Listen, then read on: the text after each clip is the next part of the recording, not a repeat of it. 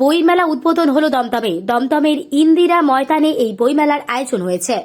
এবারই প্রথম এই বইমেলার দায়িত্ব পেয়েছে দক্ষিণ দমদম পৌরসভার ১৫ নম্বর ওয়ার্ডের কাউন্সিলর দেবাশিস বন্দ্যোপাধ্যায়।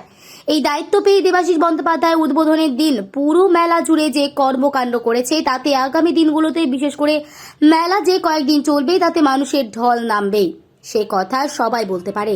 এই মেলায় প্রায় ৩৯টি স্টল দেওয়া হয়েছে এবং এই বই মেলায় চলবে ২৩শে ডিসেম্বর থেকে ৩১শে ডিসেম্বর পর্যন্ত। আর তার কিছু চিত্রই আপনাদের সামনে তুলে ধরছি। মঞ্চ বেঁধে লারে লাপ্পা গান করো না, একটা বই মেলা কর, লোকে ভালো ভালো লোকদের শুনুক। ১০০০ লোক হলে ২০০ লোক শুনবে, বাকি না শুনুক। একটা নতুন সংস্কৃতি সম্পৃক্ত হবে, এইটাই আমাদের সকলের লক্ষ্য। যে বইমেলার সঙ্গে যে আন্দোলন, বইমেলার সঙ্গে যে সংস্কৃতি, সেই সংস্কৃতিটা ছড়িয়ে পড়ুক। মাননীয় প্রবীর পালকে আমরা স্মারক এবং পুষ্পস্তবক দিয়ে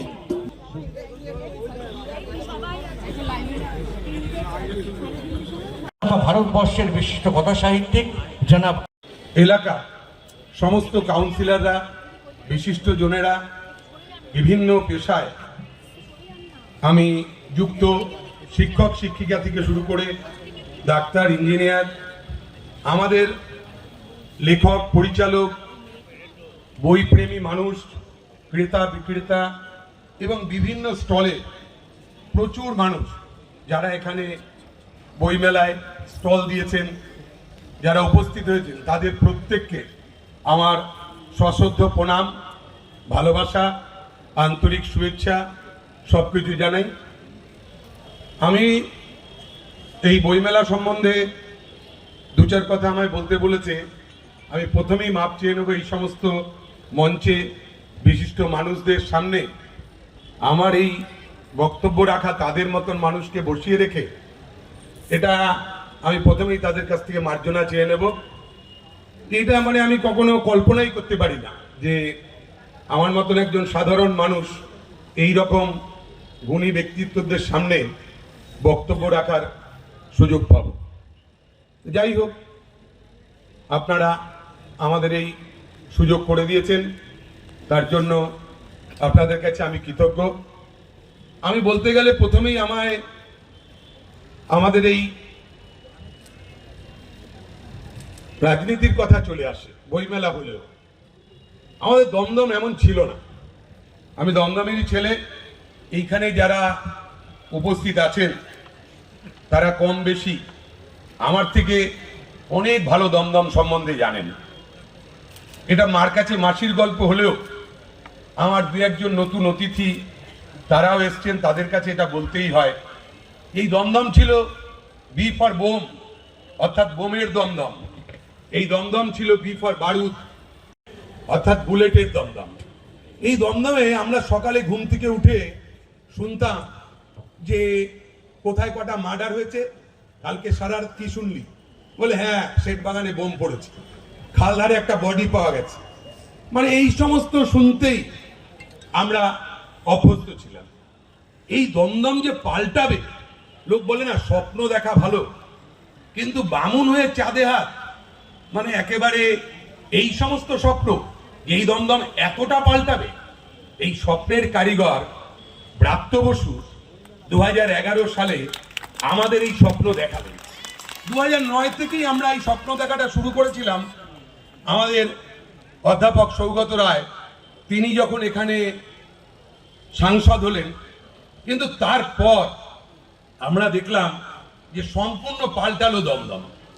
আমরা বুঝলাম যে মাননীয় মুখ্যমন্ত্রী, এখানে মুখ্যমন্ত্রীর নাম আমার এই জন্য বলতে হচ্ছে, রাজনীতির ব্যাপার, বইমেলাটা কোনো রাজনীতি না, কিন্তু তার মধ্যেও বলতে হয় মুখ্যমন্ত্রী এবং অভিষেক বন্দ্যোপাধ্যায় সাংসদ, তাদের দুজনের নাম, যে তারা এমন দুজন মানুষকে তারা চয়েস করে দমদমে পাঠালেন।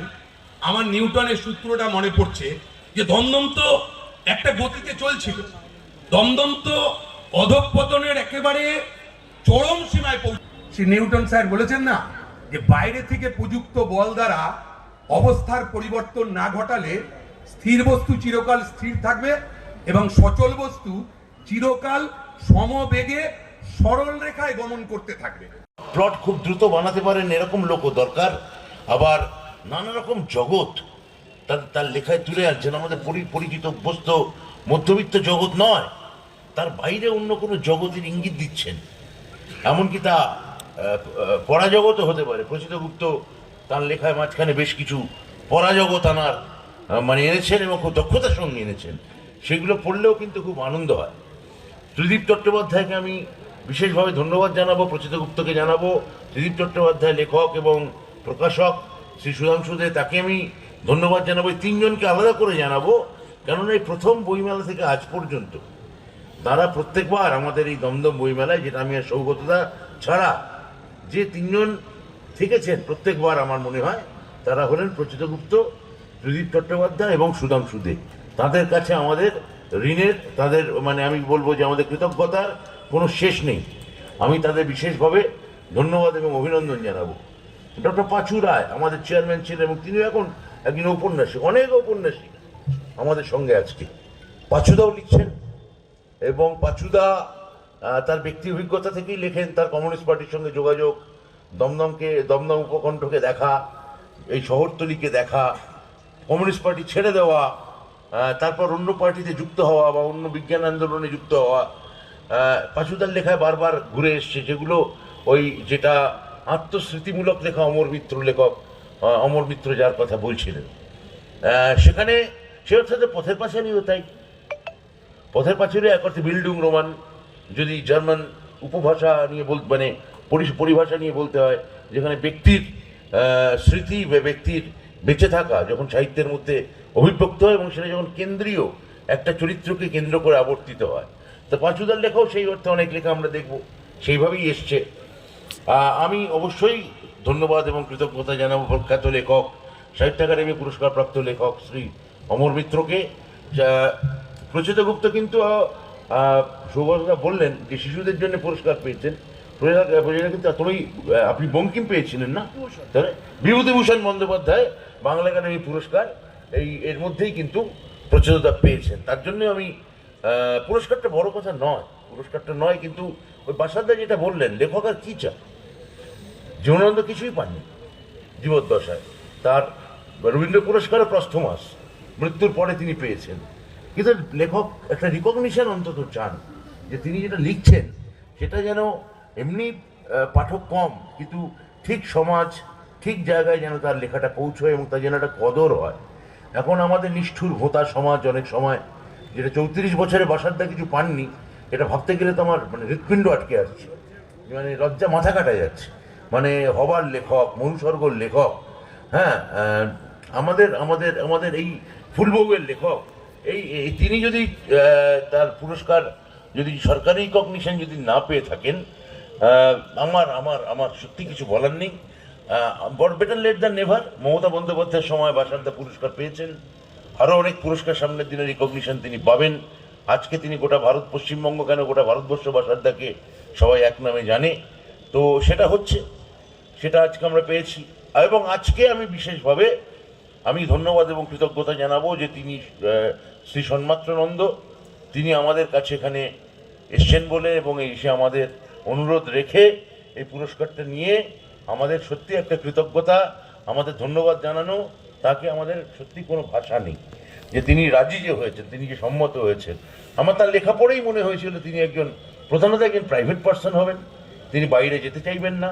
তার মনে হবে যে কেন আমি ওখানে যাব, ওখানে গিয়ে নানা রকম লোক ঘিরে ধরবে, লোক ঘিরে ধরে তারা আমাকে চেনে না, আমার লেখার সঙ্গে তারা কমিউনিকেট করে না, বলা যায় না, দুচ্ছাই অপমানিতও হয়ে যেতে পারি, এরকম নানা রকম যে একটা যে সেন্সিটিভ লোকের যে ধরনের হতে পারে, আমি তো চিনতাম না ওকে, কিন্তু আমার লেখা পড়ে মনে হয়েছিল যে এই ধরনের কোনো ভাবনায় উনি ভাবিত হতে পারেন। আমি পৃথ্বীশকে বলেছিলাম, মানে আমার এই বইমেলায় দেবাশিস আর আমার সংযোজক হিসেবে যে কাজ করেছিল পৃথ্বীশ, খুব সাবধানে ফোন করবে, ঠিকঠাকভাবে দেখো উনি রাজি হবেন কিনা, আর শেষ মুহূর্তে উনি তো নাও আসতে পারেন, ফলে একটা তুমি সম্মতিপত্র তুমি নিয়ে যায় আমি আস। তা যাই হোক, উনি এটা দিয়েছেন। তার লেখা আমি পড়ে আমার সত্যি খুবই দারুণ লেগেছে। প্রচিতদা বলেছেন, অমরদা বলেছেন, বাসাদা বলেছেন, সৌগত রায়, এরকম আমি আগেও আপনাদের বলেছি যে এইরকম একটা লোক আমার এমপি মানে ভাবা যায় না। সৌগত আমায় বললেন কি করা যায় বলো তো রাত্রিবেলা? আপনি নেটফ্লিক্স নিয়ে নিন। নেটফ্লিক্স নিয়ে এত ভালো ভালো সিনেমা আসছে সৌগত, আপনি ভাবতে পারবেন না। তার 15 দিন পর সৌগত আমার নেটফ্লিক্সের আমি যেগুলো দেখিনি সেগুলো তুমি তো কিছুই দেখোনি বলে আমায় বলতে শুরু করলে যে তোমার এগুলো দেখা উচিত। মানে এখনো জিজ্ঞাসা, জ্ঞান পিপাসা, আগ্রহ, কৌতূহল। উনি 3 বারের সাংসদ, উনি 4 বারের হবেন, আমার ধারণা হয়তো 5 বারেরও হবে, সেটা অন্য কথা। হ্যাঁ, ওই সাংসদ 4 বার বা 5 বার বড় কথা নয়, কিন্তু এই বয়সেও তার যে আগ্রহ, যেটা সব ওনাকে অনেকে বলেন যে আরে সৌগত না খুব খেতে ভালোবাসে, সৌগত না খুব খেতে ভালোবাসে। আমি বলি আরে মূর্খ, তুই খালি খেতে পাওয়াটা দেখতে পাচ্ছিস।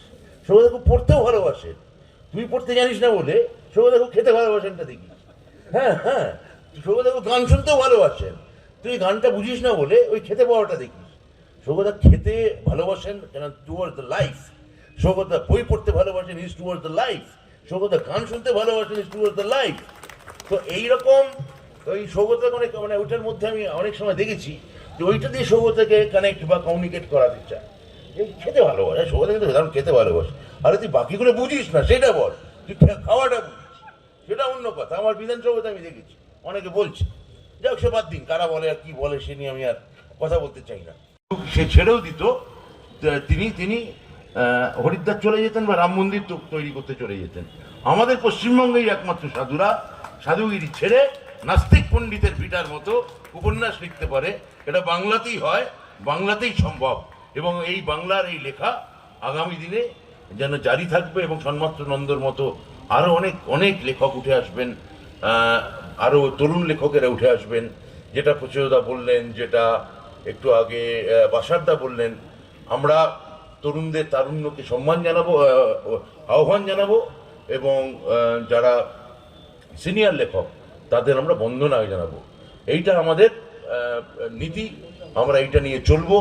আমি এখানে যারা উপস্থিত হয়েছেন, আমার অনেক সহকর্মী এখানে আছেন, রীতা, মুনমুন, মন্ময় আছে, বিউটি, জয়ন্তী, তন্দ্রা, সুরজিৎ, প্রবীর, বরুণ, প্রদীপ, রাজু, উষা, এরকম আরও অনেকে এখানে আছেন আমার যারা কাউন্সিলার্স।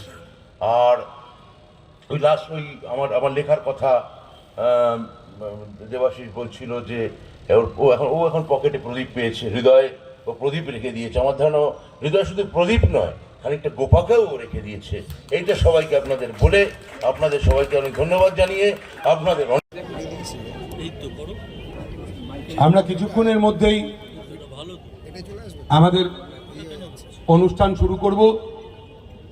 ইতিমধ্যে প্রায় 90% প্রকাশকরা, এই বই বিক্রেতা ক্রেতা সকলেই এখানে উপস্থিত হয়ে গেছে।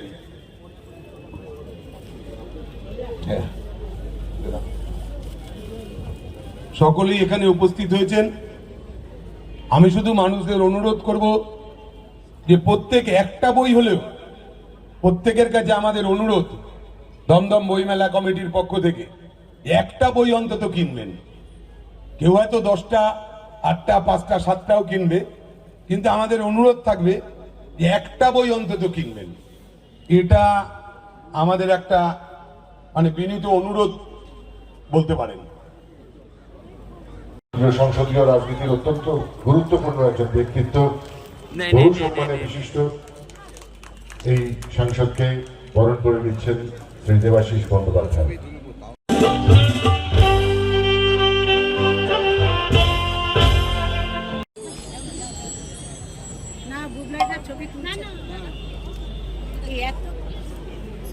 তাই আজকের এই মহামিলন মন্ত্রে বইয়ে তাকেও ডক্টর মৌমিতা চৌধুরী তাকেও পুষ্পস্তবক এবং মেমোন্টো দিয়ে আমাদের দমদম যাদবপুরে অধ্যাপকরা আজ প্রেস মিট করে বলেছে 9টা বিশ্ববিদ্যালয় উপাচার্যরা মেয়াদ শেষ হয়ে যাচ্ছে, সেই ব্যাপারে কি রাজ্য উপাচার্যদের মেয়াদ শেষ হয়ে যাচ্ছে, এরপর তো রাজ্যপালও আর উপাচার্য নিয়োগ করতে পারবে না, তাহলে আগামী দিনে আগে পারার কথা ছিল না, উনি করে দিয়েছিলেন। সেটা এখন সুপ্রিম কোর্টে কেস চলছে, তাহলে সুপ্রিম কোর্টে যা কেস চলছে, সাবজুডিস হয়ে আছে, সেই নিয়ে আমি আর কি কথা বলতে পারি? আমি মহামান্য আদালত, মহামান্য সুপ্রিম কোর্টের দিকেই তাকিয়ে আছি এবং আশা করছি আমার মুখ্যমন্ত্রী মাননীয় মমতা বন্দ্যোপাধ্যায় যে সংবেদনশীলতা এবং যে ধৈর্য দেখিয়েছেন, সেইটা আমার মনে হয় এরা ভদ্রতার ভাষাও বুঝতে পারছে না। এটার জন্য আমার খারাপ লাগছে। কংগ্রেসে হয়তো নেই, তৃণমূল কংগ্রেসে হয়তো নেই, কিন্তু তৃণমূলেই আছি, কিন্তু মানে অর্থাৎ মাটিতেই আছি, মানুষের সাথেই কিন্তু আছি। আমি বারবার বলছি যে আমি কিন্তু নির্দলে কন্টেস্ট করে আপনারা দেখেছেন যে আমি 96% ভোট পেয়েছি। এটা মাননীয় মুখ্যমন্ত্রী বা অভিষেক বন্দ্যোপাধ্যায়ের জন্যই কিন্তু আমাকে মানুষ চিনেছে, জেনেছে। কোনো কারণবশত হয়তো আমি টিকিট পাইনি, সেটা নিয়ে যারা আমায় টিকিট দেয়নি তাদের ওপরে আমার কোনো রাগ ক্ষোভ নেই, কারণ আমি নিজেকে একবার যাচিয়ে নিতে পেরেছি যে আমি কি মানুষের মনে পৌঁছাতে পেরেছি। সেই যে পরীক্ষা করার সুযোগটা ওনারা আমায় দিয়েছেন, তার জন্য আমি তাদের কাছেও কৃতজ্ঞ। যারা আমায় টিকিট দেয়নি তাদের কাছেও আমি কৃতজ্ঞ।